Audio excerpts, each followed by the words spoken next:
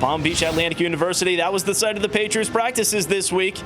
Team traveled south on Tuesday, which raised some eyebrows here in New England, but it's the line movement that raises eyebrows on this show. And we're going to welcome in Jay Croucher of NBC Sports Edge. And Jay, thanks so much for joining us. When you look at that line, and we saw Dolphins favored by 2.5. Now it's up to 3.5, which I think a lot of people, especially around here, look at that and say, oh, we got through the key number. Maybe it's time to get on New England. But what do you make of that line movement?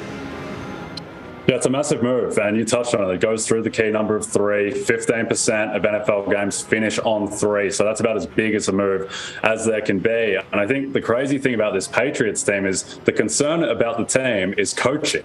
It's a Bill Belichick coach team. He's the greatest coach of all time, arguably. And the concern is coaching, at least on the offensive end, with how bad they looked in the preseason and the questions around Matt Patricia, Joe Judge, and this offense. I will say that I do think it's gone a little bit too far, just because a lot of the pessimism is this hype that it's just not going to work. Once we get into the real games, we'll see. And the main thing that I would use to caution against that pessimism is, I think, and bookmakers think, that Mac Jones is a lot better than public perception. For instance, in terms of quarterbacks who affect the line, Mac Jones affects the line more than Derek Carr, for instance. And I think most of the general public would think that Derek Carr is the better quarterback, not what goes into the line.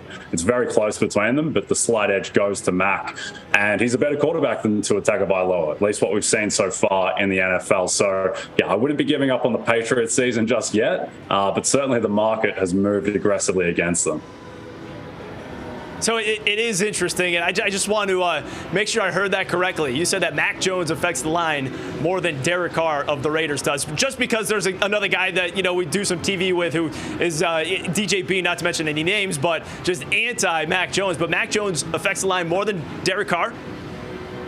He does. It's very close, but in terms of, just in terms of ordering quarterbacks, Mac Jones slightly in front. What Mac Jones did as a rookie, I think, is a little bit underrated, just because of how strongly Jamar Chase finished last year to steal offensive rookie away from Mac Jones, who was minus 500 late in the season to win that award. But Mac Jones got unlucky last year with interception luck, with drops, the luck that comes there, and he kind of underperformed his expected numbers. So I would expect, so long as the offense puts him in a position to succeed and gives him a chance, that he is going to move into a fringe top 10 quarterback, if not this year, the next year.